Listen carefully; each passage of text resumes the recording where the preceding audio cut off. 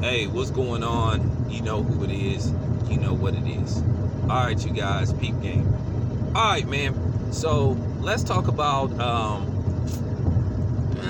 this situation with Jay-Z being hired by the NFL. This is one of these videos where everybody is gonna have a difference of opinion, and ain't nobody gonna come to probably some common ground on how they see this situation, because basically it's sort of like you look at the NFL like you guys should have been doing this. The NFL has had cultural and what you would call slave master mentalities just ever.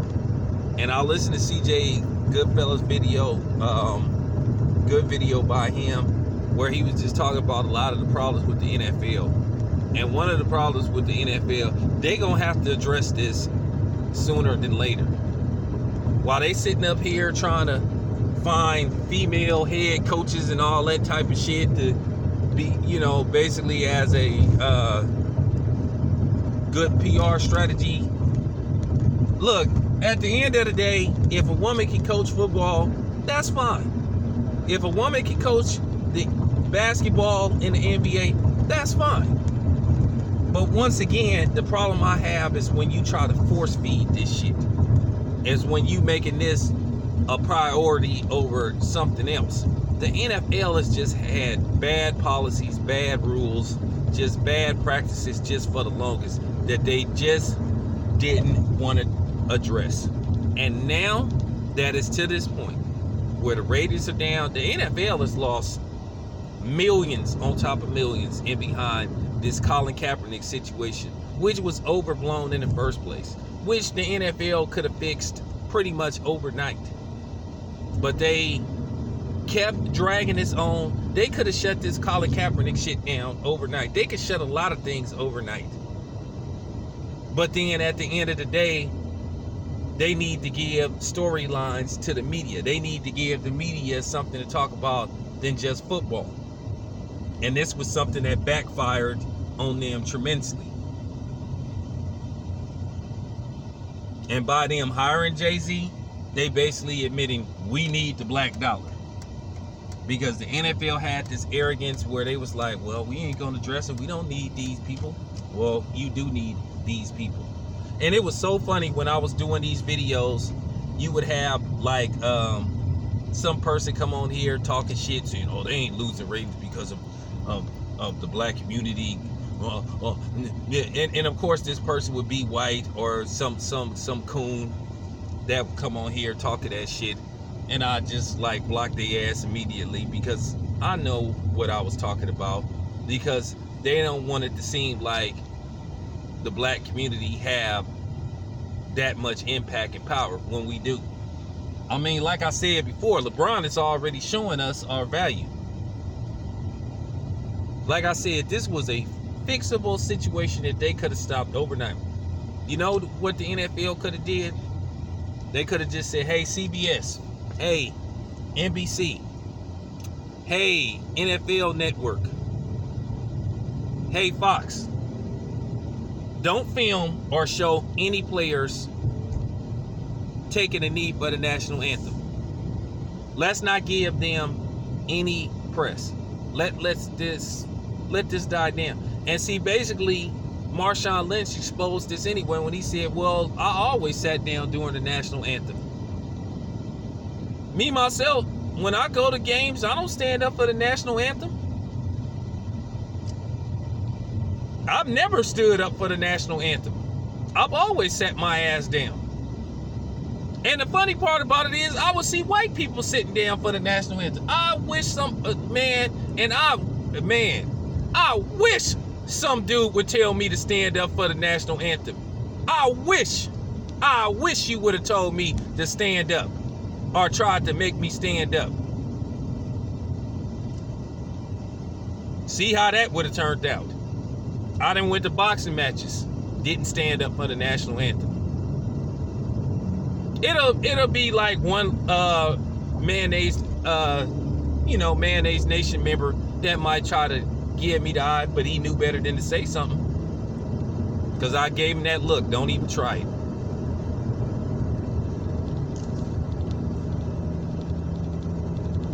But that's the thing.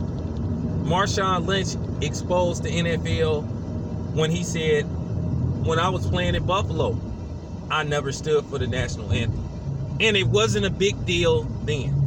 But what they did was they took the Kaepernick situation and they ran with it. They turned this into you disrespecting the military and all this type of stuff.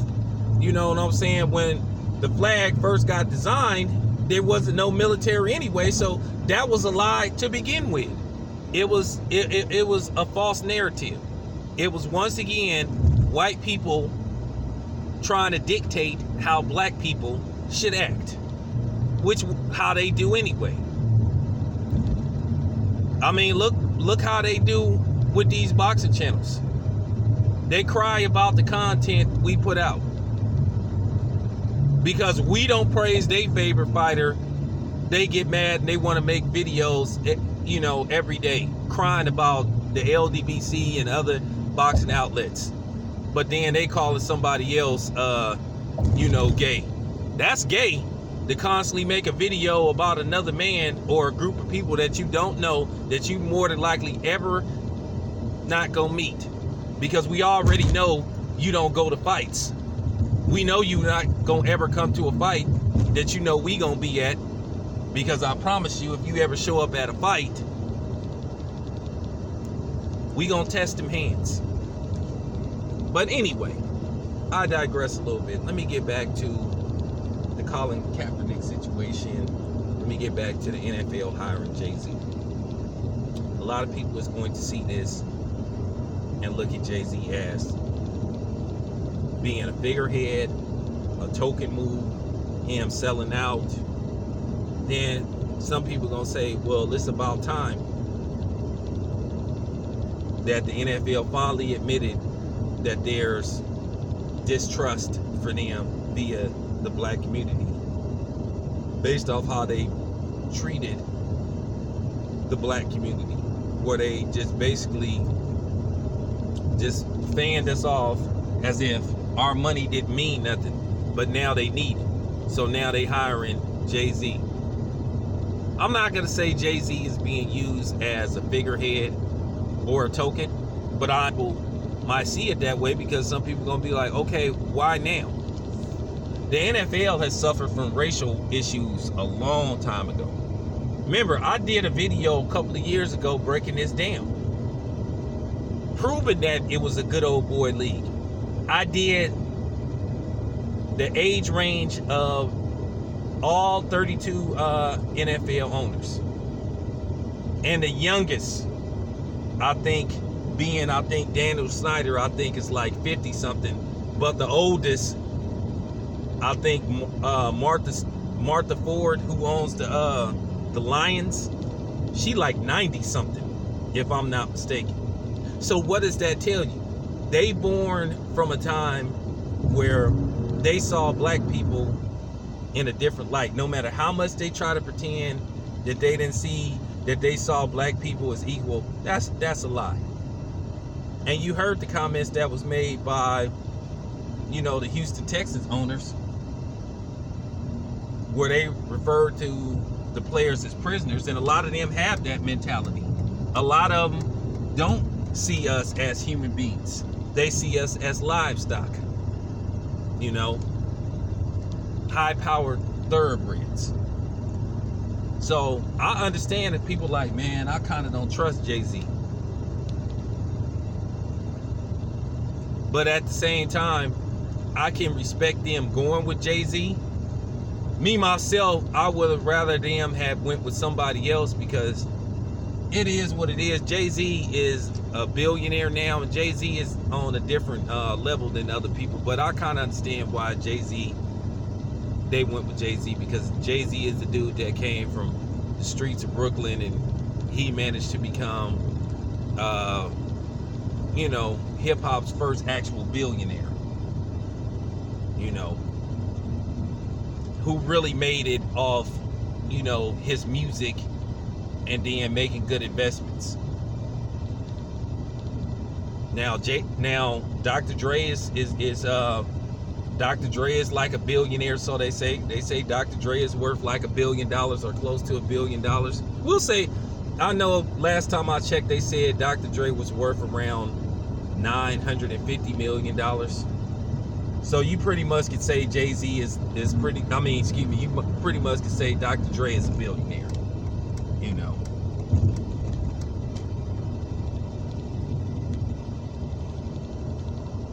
But Jay-Z is a dude that kind of like went through that experience, and he can possibly help these old geezers get a better understanding of how to relate to black people, because a lot of times they can't.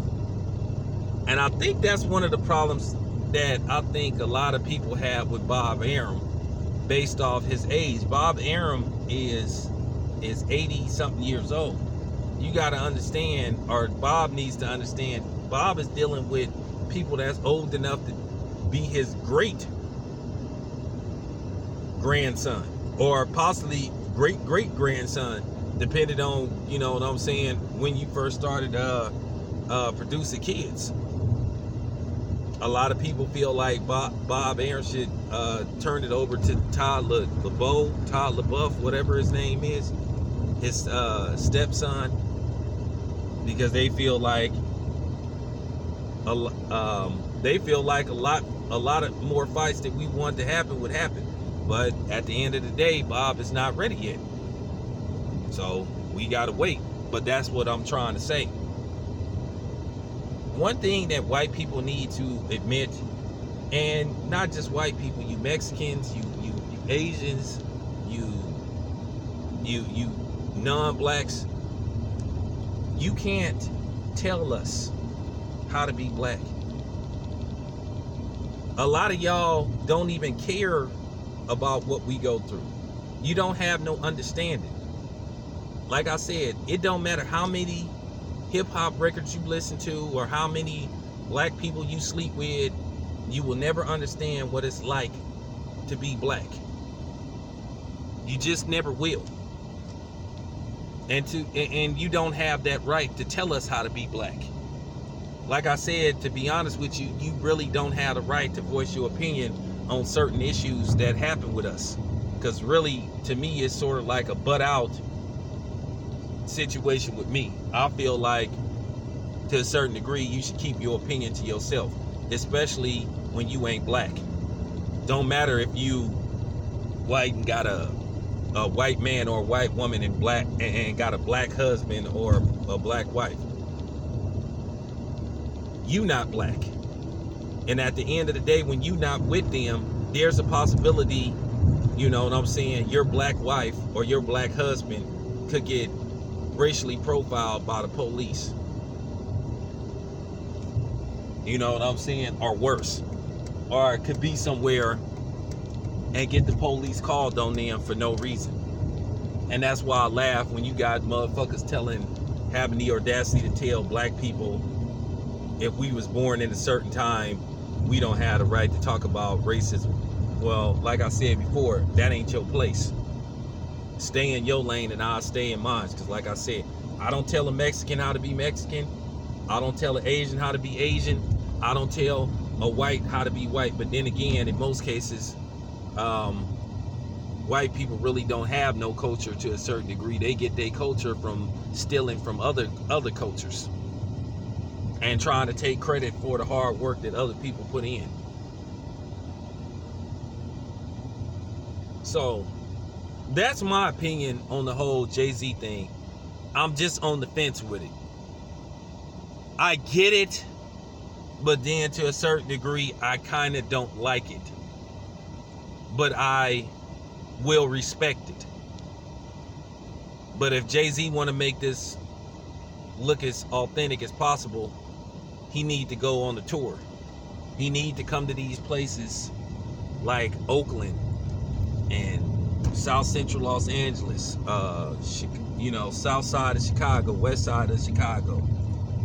Come to these neighborhoods and talk to us and get our honest opinion and ask us, how can we repair the relationship that the NFL has caused? How can we fix the rift and the mistrust that a lot of people in the black community have for the NFL. Because like I said before, I would be a liar if I said I didn't miss like making weekly videos about the NFL. I like the NFL. But at the end of the day, I had to cut down because I didn't like what they did to Kaepernick. I thought it was dirty.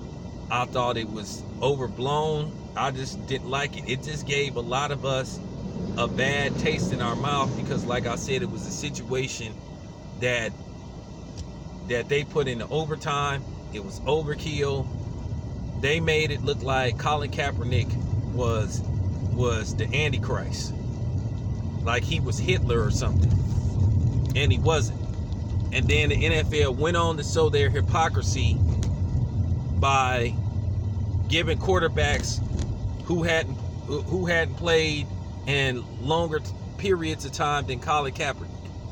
And it got to the point to where it was clearly a slap in the face.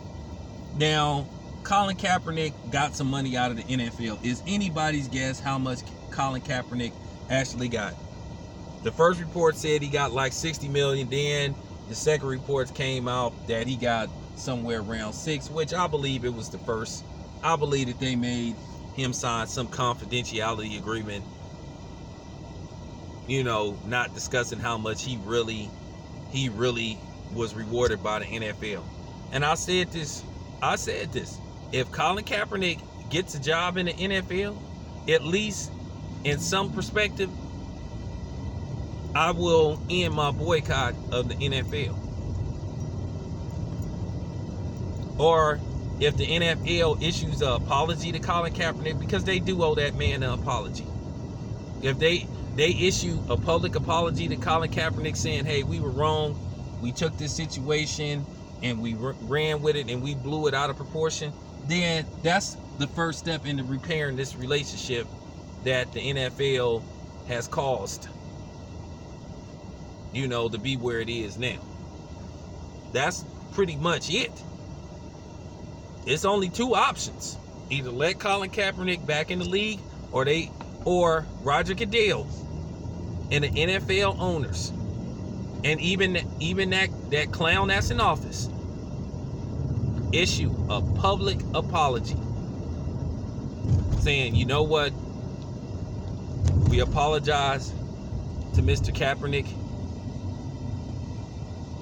and they won't admit that they ostracized him and blackballed him out the league, but if they apologize to him, then who knows? That'll be a good first step in repairing the relationship with the black community. Anyway, this your boy Town Biz. I'm out.